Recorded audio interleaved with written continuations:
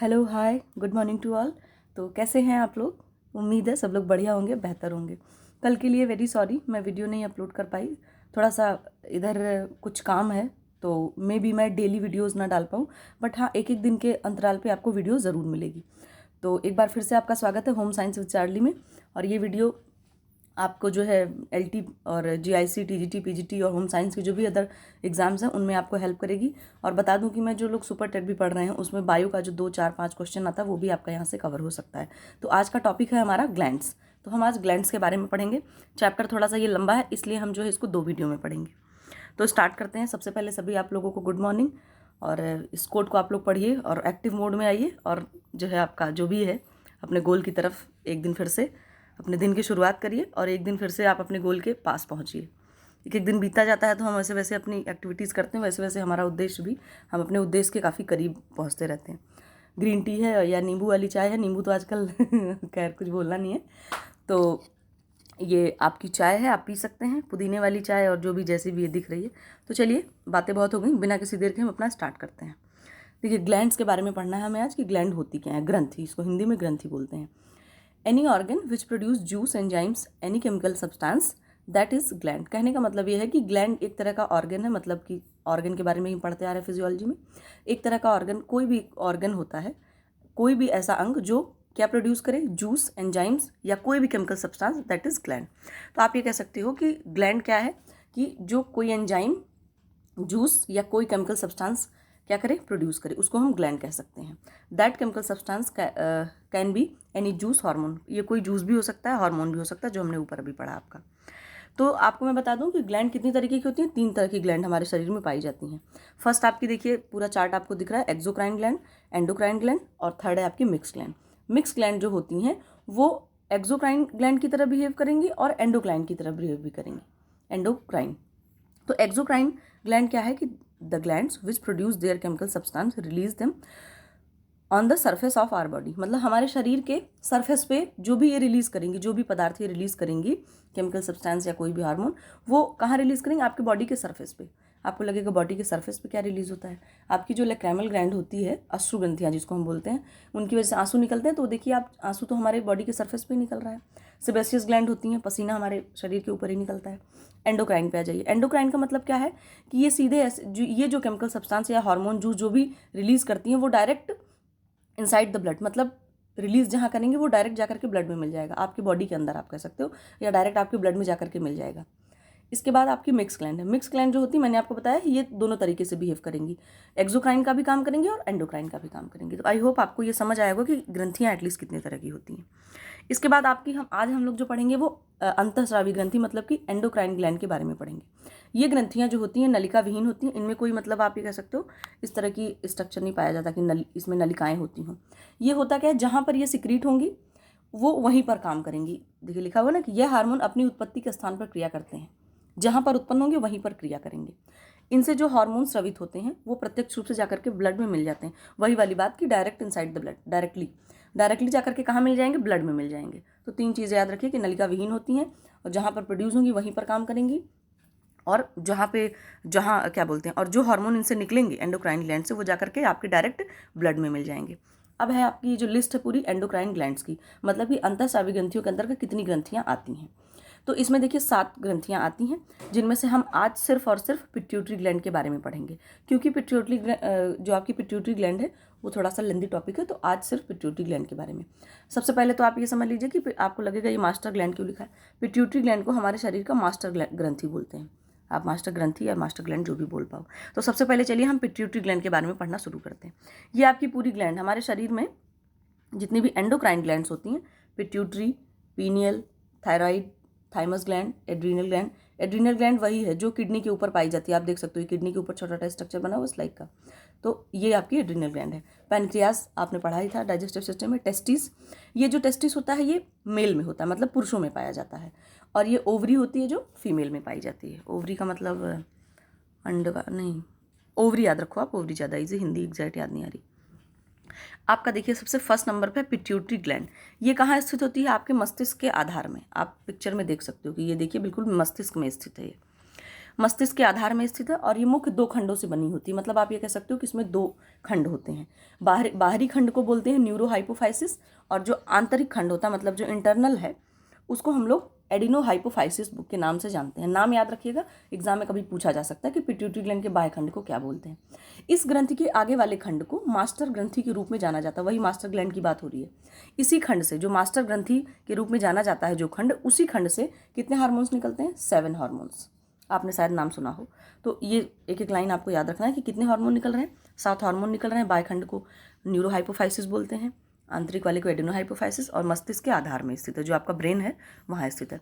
तो इससे जो 7 हार्मोन निकलते हैं उन्हीं के बारे में हमें आज पढ़ना है। सबसे फर्स्ट है आपका ग्रोथ हार्मोन। ये क्या करता है? शरीर के समस्त भागों को प्रभावित करता है। क्या करता है? शरीर के जितने भी हमारे भाग हैं उनको, उनकी ग्रोथ को प्रभावित करता है। शैशवावस्था का मतलब है इन्फेंसी में। कब से? इन्फेंसी में, मतलब आप ये कह सकते हो कि 0 से लेकर के 2-2.5 साल तक। एग्जैक्ट तो इन्फेंसी की एज जो है 0 to 2 ईयर्स होती है, बट 2.5 साल आप समझ लो कि शैशवावस्था में यह वृद्धि को उद्दीप्त करता है। वृद्धि मतलब ग्रोथ को। ये हमारी बॉडी को स्टिमुलेट करता है कि ग्रोथ हो। जितने भी आपकी बॉडी के ऑर्गन्स हैं सबको प्रभावित करता है कि इनकी ग्रोथ हो पाए। लिखा है ना कि शैशवावस्था में ये वृद्धि को उद्दीप्त करता है।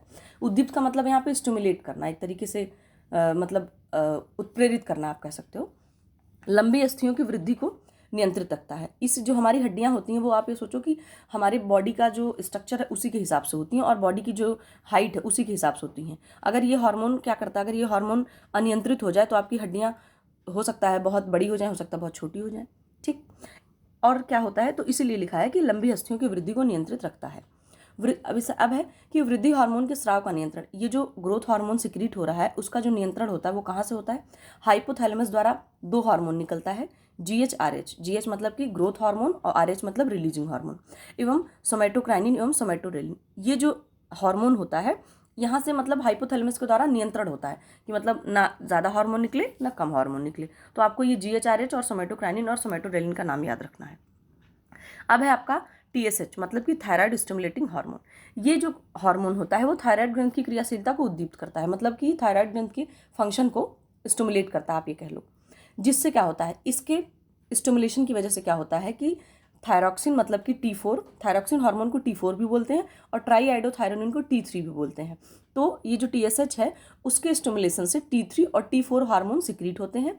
और अगर थायराइड ग्रंथ की अति सक्रियता मतलब कि यहाँ पे TSH की अति सक्रियता अगर हो जाती है, मतलब आप ये कह सकते हो कि जब TSH की मात्रा बहुत ज़्यादा हो जाती है तो उससे क्या होता है? हाइपरथायराइडिज्म या फिर ग्रोव्स डिजीज़ कहते हैं।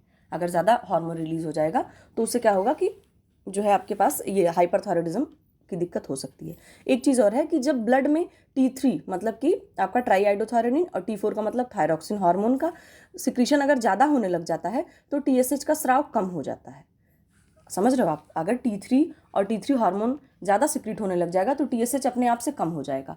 और अगर ब्लड में T3 और T4 का सिक्रीशन कम हो जाता है तो TSH का जो सिक्रीशन है वो ज़्यादा हो जाता है। आई थिंक आपको समझ में आया होगा। और इसमें क्या होता है? अगर ये हार्मोन की अगर कमी हो जाती है बच्चों में तो उनमें क्रेटिनिज्म नामक बीमारी हो जाती है। और फीमेल्स क्या होता है? फीमेल्स में जो मेंस्ट्रुअल साइकिल में थोड़ी सी प्रॉब्लम आ जाती है। अच्छा, ये हार्मोन आपका हो गया। अब नेक्स्ट पढ़ते हैं। इसके बाद थर्ड है आपका प्रोलैक्टिन हार्मोन। बहुत थोड़ा सा काम है इसका। ये प्रेगनेंसी के समय क्या करता है? एस्ट्रोजन और प्रोजेस्टेरॉन हार्मोन के साथ मिलकर के मेमरी ग्लैंड को डेवलप करता है। मेमरी ग्लैंड क्या होती है? जहाँ पे मिल्क फॉर्मेशन होता है, जो ब्रेस्ट में होती है। सॉरी एस्ट्रोजन और प्रोजेस्टेरॉन हार्मोन क्या है? ये फीमेल की बॉडी में पाया जाता है, बहुत ही मेन हार्मोन है, नाम आपको याद रखना है। तो प्रोलैक्टिन हार्मोन क्या करता है? जो है जब कोई भी लेडी प्रेग्नेंट होती है तो वहाँ पर एस्ट्रोजन और प्रोजेस्टेरॉन के साथ मिलकर के मेमरी ग्लैंड को विकसित करता है, और इसी हार्मोन को ल्यूटेरोट्रोपिक हार्मोन भी कहते हैं। इसके बाद फोर्थ है आपका एड्रेनोकॉर्टिकोट्रोपिक हार्मोन ACTH। ये जो आपकी एड्रीनल ग्लैंड होती है जो किडनी के ऊपर पाई जाती है वहाँ से निकलता है। और जो आपकी एड्रीनल ग्लैंड है, ये मान लीजिए आपकी किडनी हो गई, इसके ऊपर एड्रीनल ग्लैंड पाई जा रही है। तो इसमें 2 भाग होते हैं, इसको 2 भागों में डिवाइड किया गया। किसको? एड्रीनल ग्रंथि को। बाहरी वाले को कॉर्टेक्स बोलते हैं, अंदर वाले को मेडुला बोलते हैं। तो ये जो एड्रेनोकॉर्टिकोट्रोपिक हार्मोन है वो एड्रीनल ग्रंथि के कॉर्टेक्स भाग से सिक्रीट होता है, और ये वहाँ से सिक्रीट होकर क्या करता है? जो कॉर्टिसोल हार्मोन है उसके सिक्रीशन को नियंत्रित रखता है, न ज़्यादा निकले न कम निकले। देखिए बॉडी में हर चीज़ का, सारे हार्मोन्स, एंजाइम्स, जो भी चीज़ें, उनका बैलेंस रहना बहुत ज़रूरी है। ज़्यादा निकलेगा तब भी आपको डिसऑर्डर हो सकते हैं, कम निकलेगा तब भी कोई दिक्कत हो सकती है। अगर ये हार्मोन कम निकलता है इसकी कमी से, मतलब कि ACTH हार्मोन की कमी से एड्रीनल जो ग्लैंड है आपकी, इसकी जो क्षमता है वो कम हो जाती है। और ACTH हार्मोन अगर ज़्यादा निकलता है तो क्या होता है, कुशिंग सिंड्रोम नामक बीमारी हो सकती है। सिंपल सा 4 काम इसका है, आपको याद रखना है। इसके बाद है आपका FSH, मतलब कि फॉलिकल स्टिमुलेटिंग हार्मोन। ये गोनेडोट्रोपिक हार्मोन होता है, जो मतलब गोनेड्स होते हैं, मतलब जो सेक्सुअल ऑर्गन्स होते हैं वहाँ से रिलेटेड है। ये गोनेड्स अगर कहीं पे लिखा है तो आप उससे रिलेट कर सकते हो। ये होता क्या है, आपको ये तो पता ही होगा कि जो फीमेल की बॉडी होती है उसमें ओवरीज होती हैं, और जो मेल होते हैं उनमें टेस्टिस पाए जाते हैं। तो जो फीमेल होती है, फीमेल की ओवरी से एस्ट्रोजन हार्मोन के सिंथेसिस को उद्दीप्त करता है। कहने का मतलब जो FSH हार्मोन है वो फीमेल की बॉडी में रिलीज होता है तो वहाँ दूसरा काम करता है, और मेल की बॉडी में रिलीज होता है वहाँ दूसरा काम करता है। फंक्शन भी अलग अलग ही हैं दोनों के।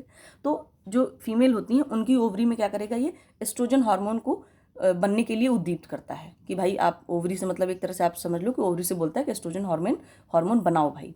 और मेल में क्या करता है, मतलब पुरुषों में ये टेस्टिस में, जो पुरुषों में टेस्टिस ऑर्गन होता है, सेक्सुअल ऑर्गन, वहाँ पर स्पर्म बनाने वाली जो सेल्स होती हैं उनको स्टिमुलेट करता है कि स्पर्म बनाइए। ठीक है। इसके बाद है आपका थर्ड है ल्यूटिनाइजिंग हार्मोन, इसको शॉर्ट फॉर्म में LH भी बोलते हैं। इसमें क्या होता है कि ये स्त्रियों में प्रोजेस्टेरॉन, मैंने अभी आपको बताया कि फीमेल में एस्ट्रोजन और प्रोजेस्टेरॉन पाया जाता है, और जो मेल होते हैं उनमें जो है एंड्रोजन और टेस्टोस्टेरोन हार्मोन पाया जाता है। तो ये LH हार्मोन क्या करता है कि फीमेल की बॉडी में प्रोजेस्टेरॉन हार्मोन, जो फीमेल है उसकी बॉडी में प्रोजेस्टेरॉन का, और पुरुषों में टेस्टोस्टेरोन हार्मोन के लिए सिक्रीशन के लिए स्टिमुलेट करता है, बॉडी को स्टिमुलेट करता है। स्त्रियों में किसका, प्रोजेस्टेरॉन, और फीमेल में टेस्टोस्टेरोन। इसके बाद 7th है आपका मेलेनोसाइट स्टिमुलेटिंग हार्मोन, जिसको हम लोग MSH भी बोलते हैं। इसका कुछ काम बहुत ज़्यादा नहीं, इसका काम सिर्फ इतना है कि हमारी त्वचा को रंग प्रदान करता है। आप देखते हो कोई बहुत ज़्यादा गोरा है, कोई बहुत ज़्यादा सांवला है, ऐसा कुछ जो भी है कलर है, तो उसमें ये हार्मोन का एक रोल होता है कि जो है मतलब स्किन का जो कलर डिसाइड करता है। तो आज के लिए आपको ये सिर्फ 7 हार्मोन पढ़ने हैं और नोट डाउन करना, समझना है। मैं सारे हार्मोन, सारी ग्लैंड बता दूंगी तो आप कंफ्यूज हो सकते हैं और वीडियो भी बहुत लंबी हो जाएगी।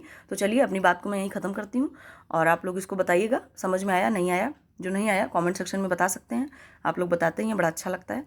और चलिए फिर वीडियो को यहीं ख़त्म करते हैं, और मिलते हैं फिर नेक्स्ट वीडियो में। आगे का जो टॉपिक है वहाँ से फिर हम कंटिन्यू करेंगे।